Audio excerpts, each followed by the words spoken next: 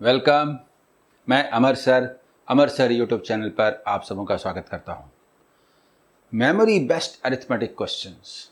आज हम लोग 10 क्वेश्चन का IBPS PU का memory based question in set पर करने जा रहे हैं बात। अलग अलग चैप्टर के ये क्वेश्चंस ही दरअसल रियल लड़ाई साबित होते हैं और इसमें विजय का मतलब एग्जाम में विजय होता है। तो आइए इन 10 क्वेश्चंस को हम देखते हैं कि किस बेस्ट अप्रोच से जल्दी से सॉल्व किया जा सके। मकसद हमेशा ये रहता है कि जो न्यू स्टूडेंट्स हैं उनको भी ठीक ठीक समझ में आए। तो चलिए चलते हैं, शुरू करते हैं। ऐप अमर सर मैथ दिखता है, इस पर डिफरेंट पेड कोर्सेस हैं। जो लोग पेड कोर्सेस करना चाहते हैं उनके इंफॉर्मेशन के लिए, और जितने भी यूट्यूब वीडियोज़ हैं उनके PDF टेलीग्राम चैनल अमर सर कॉम्पिटिटिव एग्जाम पर दिए जा रहे हैं। तो चलिए शुरू करते हैं लास्ट ईयर का अरिथमेटिक क्वेश्चन IBPS PO का। पहला सवाल सिंपल इंटरेस्ट का है, पढ़ता हूं फिर देखिए। A man invested a sum at a certain rate of simple interest and he got 60% more amount after 8 years. रुकिए। जो पैसा जमा करता है 8 years के बाद 60% ज्यादा मिलता है। इंटरेस्ट हुआ ना, प्रिंसिपल 100% है, अमाउंट 160% है। अमाउंट लेके क्या होगा, इंटरेस्ट 60% है। इन 8 years 7.5% इज द रेट। यानी जो रेट हुआ वो क्या हुआ, 60% इन 8 years। इसका मतलब कि 7.5% per annum is the rate. आगे बढ़े बिना ये तय है। If he invest ₹9600 at the same rate of interest on SI, ऊपर भी तो SI ही था, रेट सेम है 7.5% per annum, then find the total interest he would get after 4 years। सुनिए 4 years के बाद 4 years के बाद सिंपल इंटरेस्ट क्या होगा, 7.5% into 4 years of ₹9600, मतलब 30%। ये लिखने की जरूरत नहीं है, इसका मतलब हुआ 30%। मतलब क्या 30%, 3 into 960, यानी 1000 मान लीजिए तो 3000 से 120 लेस, यानी ₹2880। जल्दी बताइए। इसको जो कैलकुलेशन करते हैं वैसे करते हैं, 1000 माइनस 40 into 3, ये तरीका है। तो मन में ये कैलकुलेशन हो जाता है। क्लियर? आगे बढ़े अगले क्वेश्चन की ओर। Second question, A is 40% more efficient than B। जब ऐसा सीधा एफिशिएंसी लिखा रहे ना, तो यूनिट वर्क मेथड के अलावा किसी और मेथड का सवाल नहीं है। आगे बाद में देखेंगे। A और B का जहां तक सवाल है, 40% मोर एफिशिएंट है, यानी 2/5 मोर है। यानी अगर B की एफिशिएंसी 5 है तो 40% का मतलब 2 हुआ, तो ये 7 है। जल्दी बताइए।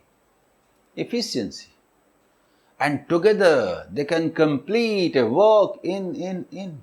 सुनिए, मान लेते हैं ये एफिशिएंसी का रेशियो था ना, तो 7 यूनिट्स पर डे, ठीक है, जो भी है डेज है, और ये 5 यूनिट्स पर डे, तो टोटल वर्क कितना हुआ,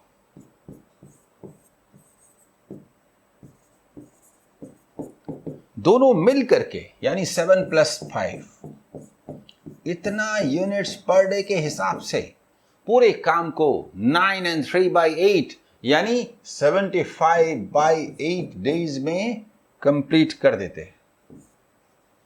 बाय 8 डेज में कंप्लीट कर देते हैं। मुझे बताइए, ये 8 है ना, ये 12 है, 12 है, तो इसको हम 3 लिखते हैं, इसको 2 लिखते हैं, ठीक है। यानी कि 75 इंटू 3/2। ठीक, डेसिमल अच्छा नहीं लग रहा ना, तो हम एक काम करते हैं, इसे मानते हैं, ये रेशियो है ना, इंटू 2 कर देते हैं। तो इससे ये 7 न मान करके हम इसको लिख देते हैं 14 units per day and 10 units per day. तो डेसिमल खत्म हो जाता है, डेसिमल नहीं आता।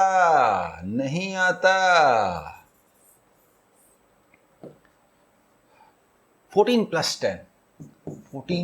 10 यूनिट्स पर डे, ठीक है।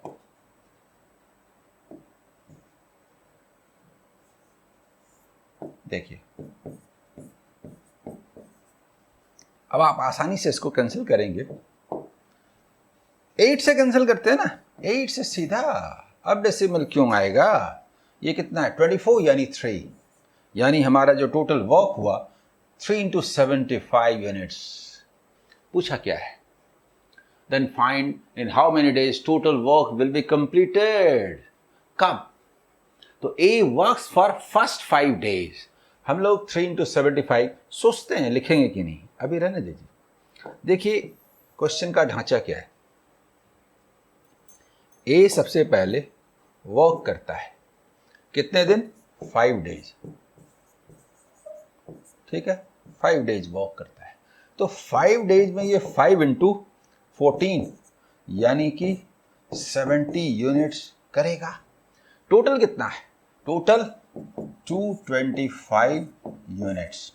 तो ये 225 माइनस 70 यानी 155 यूनिट्स बचा,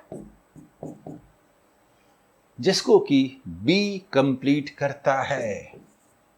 बी का रेट क्या है? 10 यूनिट्स पर डे, यानी कि 15.5 डेज। टोटल टाइम कितना हुआ ये पूछा है। टोटल 5 प्लस 15 यानी 20.5 डेज। पूरा काम कितने दिनों में समाप्त हुआ ये पूछा है।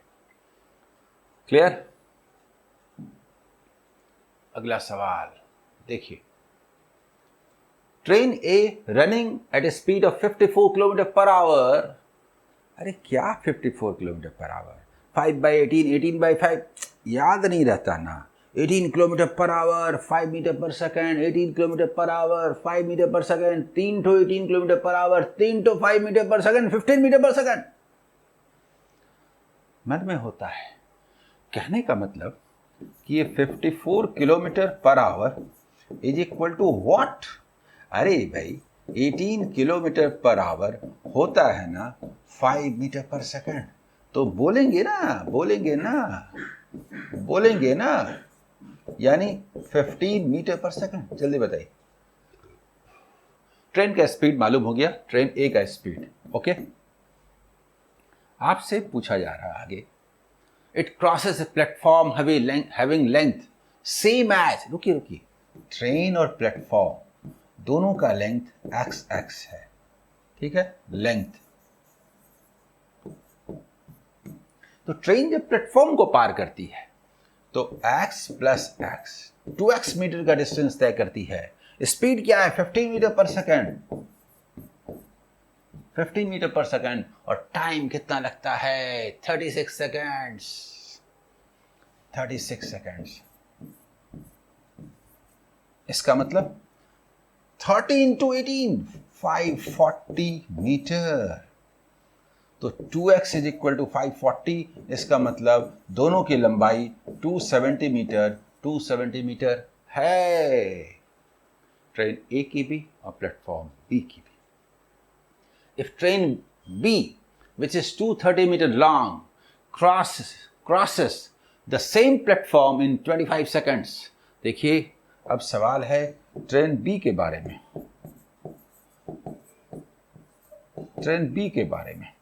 तो ट्रेन बी प्लेटफॉर्म को पार करे तो 270 प्लस 230 होगा ना टोटल डिस्टेंस। Total distance. और इसमें इसको टाइम क्या लगता है 25 सेकेंड्स, जल्दी बताइए। यानी कि 500 बाई 25 यानी कि 20 मीटर पर सेकेंड ये ट्रेन बी का स्पीड हुआ। किलोमीटर पर आवर में कहा है ना, तो हम लोग इसको बोलते हैं, देखिए इसको कैसे बोलते हैं, तो हम बोलते हैं कि 5 मीटर पर सेकेंड होता है 18 किलोमीटर पर आवर। ये होता है, ये होता है। तो 20 मीटर पर सेकेंड क्या होगा, 72 किलोमीटर पर आवर। आंसर होगा कि नहीं बताइए, 72 किलोमीटर पर आवर। ये रिलेशन कितने काम का है देख रहे हैं, मन में हो जाता है, यही इसका इंपॉर्टेंस है। Question number 4, 4 years ago ratio of the ages of A and B was 3:4। 4 साल पहले रेशियो दिया है। अगर सम एवरेज ETC देगा तो चले जाएंगे 4 साल पहले। रेशियो को कहीं नहीं ले जा सकते, रेशियो के पास आना पड़ेगा। Average of the present edges of E, B and C is 26 years. C is 11 years younger than B. Rules हमारे लिए होते हैं, हम लोग रूल्स के लिए नहीं होते। यहाँ वो बेहतर नहीं है। ए और बी इनके जो प्रेजेंट एजेस हैं वो कितने हैं। 4 साल पहले रेशियो था 3x और 4x, तो आज हुआ इतना, आज हुआ इतना, जल्दी बताइए। और C का एज B से यानी 4x प्लस 4 से 11 ईयर्स छोटा है। तो क्या इन तीनों का सम 26 इंटू 3 78 ईयर्स न होगा, जल्दी बताइए। इसका मतलब ये हुआ 4 4 8 3 11x इज इक्वल टू, ये 8 11 में लेस हुआ, 3 जाके ऐड हुआ। देखिए ये 4 4 8 हुआ, 4 12 हुआ, 12 में 11 लेस हुआ 1 जाकर के उधर ऐड हुआ, सब्ट्रैक्ट हुआ। तो 78 माइनस 1 यानी 77, यानी कि x इज इक्वल टू 7। पूछा क्या है, x इक्वल टू 7। डायरेक्ट करते हैं, देखिए ना, 12 में से 11 लेस हुआ 1 बचेगा ना, 1 जाके -1 होगा। What is the present age of B का प्रेजेंटेज क्या है, 4 इंटू एक्स, 7 प्लस 4 यानी कि 32 ईयर्स। आंसर होगा कि नहीं, बताइए बताइए बताइए। क्लियर। अगला सवाल, question number 5। A man deposits 10% of his salary in PF. He saves 30% of the remaining. इतना पढ़ना काफी है फ्रेम करने के लिए। सैलरी देखिए, सैलरी को हम 100 मानते हैं, तो इसमें 10% PF में जाता है। 10% का मतलब 10, ये PF में जाता है। फिर जो बचा 10% लेस होने के बाद 90, इसका 30% सेव करता है। तो 30% का मतलब कितना हुआ, 27। This is saving.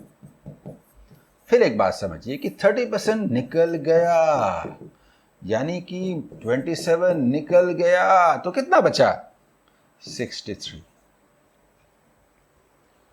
The ratio of his expense on medicine and grocery is 3:4 out of the remaining salary after saving, यानी कि this is equivalent to 7, 3 means what, 4 means what।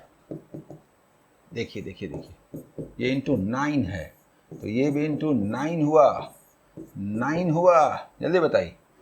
ये 27 हुआ, ये कितना हुआ, क्वेश्चन मार्क करते हैं। तो 27, ये कितना हुआ, 36। क्या है, फर्स्ट जो है medicine and second salary, medicine and second salary, groceries. ठीक है। If his expense on medicine, this is equivalent to rupees 2700, 100 times. तो ये 100 means what? 100 times, यानी कि रुपीज 10,000। बताइए, समझ में आया? अगला सवाल, in a mixture of milk and water, the proportion of milk by weight is 60%. If from 80 gram mixture, 20 gram mixture is taken out and 6 gram of pure water is added. इसमें ratio नहीं है, सीधा percentage है। कहने का मतलब हम सीधा लिख सकते हैं कि देखिए 80 है ना, 60% 48 ग्राम क्या है, मिल्क है, और 40% 32 ग्राम क्या है, वाटर है। 80 का 60% ऐसे लिख देते हैं, 60% ऑफ 80 और 40% ऑफ 80, ऐसे ऐसे। इसके बाद 20 ग्राम निकालते हैं, तो 20 ग्राम का भी 60% यानी कि 12 ग्राम निकल गया, और 40% 8 ग्राम वाटर निकल गया। फिर समझिए हमने क्या लिखा, ये है 60% ऑफ 20 और ये है 40% ऑफ 20। 20 ग्राम निकालेंगे तो 40% वाटर निकलेगा, 60% में निकलेगा। And 6 gram of pure water is added, then what is the ratio, यही तो पूछा है। ये हुआ 36 और ये हुआ -2 मतलब 30, दैट मीन 6/5, 6:5 आंसर। अच्छा क्वेश्चन है कि नहीं? सवाल है कि आप सही समय पर बनाते हैं कि नहीं। क्वेश्चन का इजी या हार्ड होना इस बात से तय होता है कि आप कितनी देर में क्वेश्चन को सॉल्व करते हैं। ठीक है, अगला सवाल, question number 7। A sphere is melted and molded into a solid cylinder. If radius of both solids are equal, then find the ratio of total surface area of a sphere to the total surface area of cylinder. देखिए,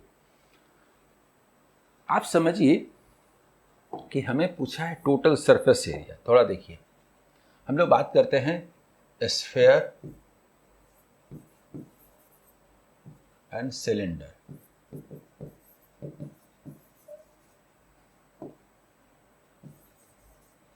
total surface area क्या होता है?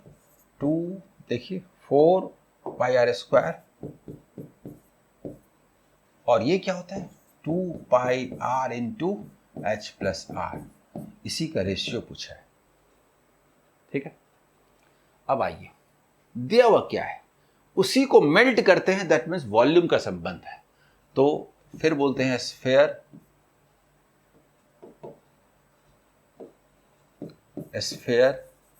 और ये cylinder, solid cylinder.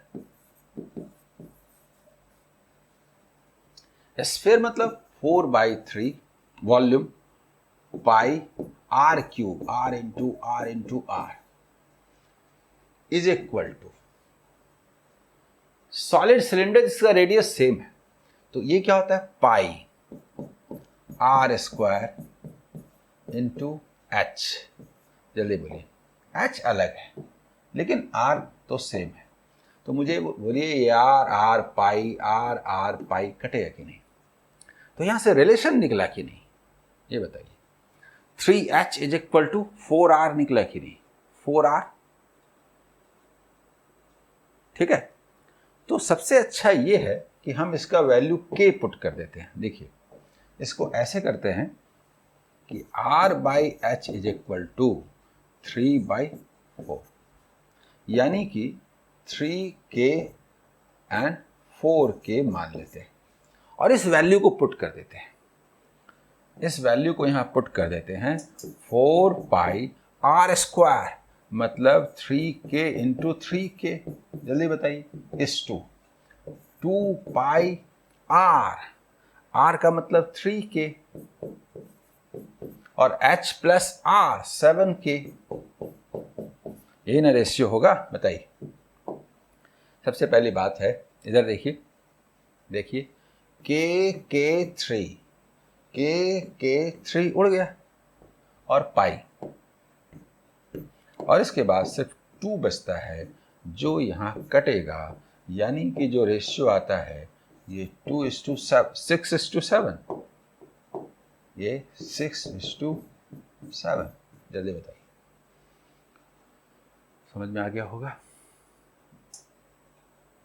6:7। रुकिए, हाँ ठीक है। अगला सवाल, question number 8।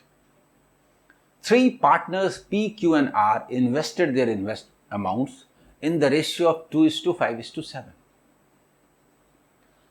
At the end of 6 months, P added some more amount such that his investment becomes equal to half of the sum of the investment of Q and R. सुनिए, this is P, this is Q and this is R.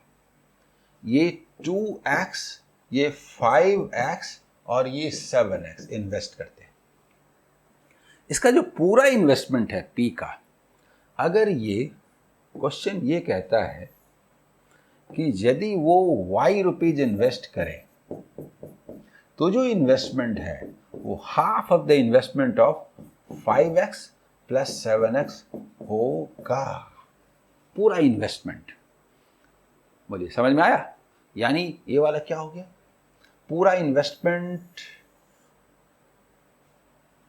यानी पूरा मिला के, यानी कि ये 6 month तक रहता है और उसके बाद जो पूरा इन्वेस्टमेंट 2x प्लस y सीधा रख देते हैं ना, क्यों y का वैल्यू निकालने जाए, 6x कर देते हैं ना।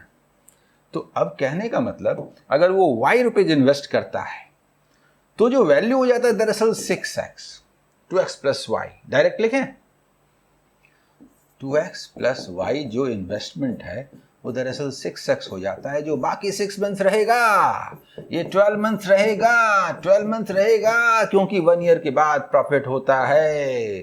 कितना शानदार क्वेश्चन है, बताइए। At the end of 6 months, P added some more amount such that his investment becomes equal to half of the sum of the initial investments of Q and R. If at the end of the year Q's share in profit is given, what is total profit? करेंगे। क्या करेंगे पता? 12, 6 into 2, 12, 6 into 2, 12, 4x। कहने का मतलब 4x, 5x, 7x, access cancelled, x को भी लेके चलने की जरूरत नहीं है, अब तो बिल्कुल जरूरत नहीं है। अब हम बात करेंगे टोटल कितना होगा? 16 इज इक्वल टू वॉट पूछा है, दिया हुआ है, Q का जो शेयर है वो है ₹425। डबल कर दीजिए तो 10 हो जाएगा, और डबल कर दीजिए तो 85 हो जाएगा, यानी कि दिस इज इंटू 85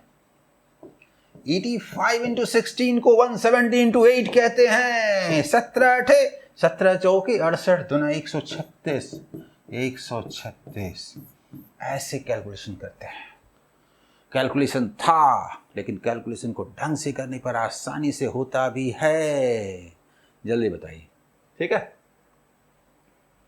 इस 2 को हमने कैंसिल किया था, ठीक है ना?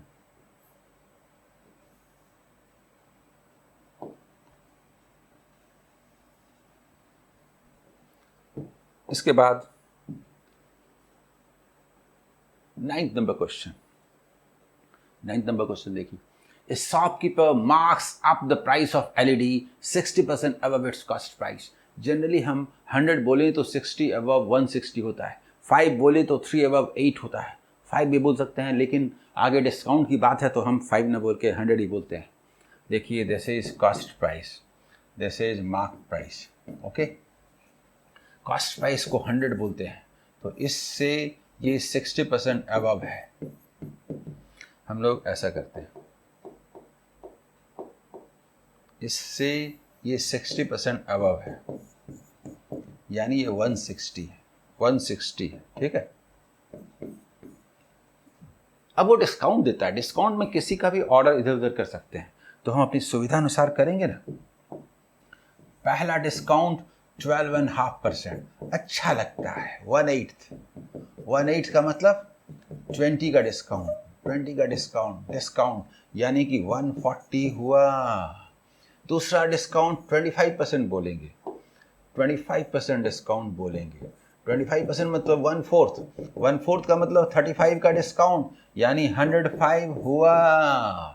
अगला डिस्काउंट D% है, if shopkeeper made a loss, क्योंकि ये जो लॉस होता है ना 60%, यानी कि 84 फाइनल सेलिंग प्राइस होता है। इसका मतलब ये जो D% है वो ये है। इसका मतलब कि ये वाला देखिए, यहां से जो है वो कितने का है, 20, देखिए 84 है ना, 16 and 5 21 का है। 21 is what percent? 1/5, that means 20% discount।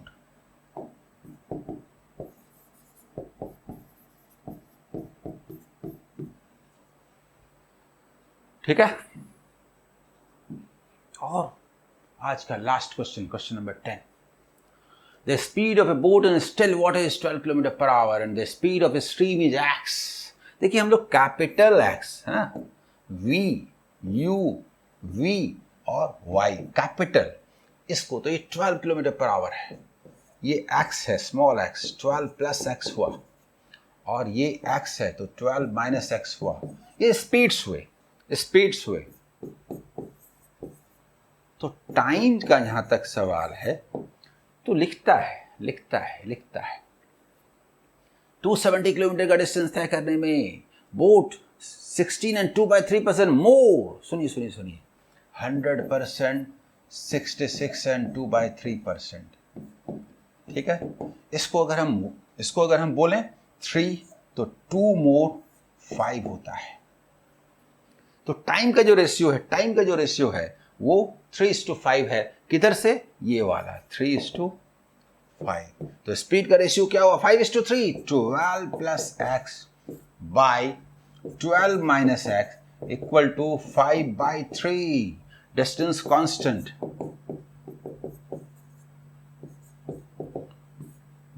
Constant, solve भी ढंग से करेंगे।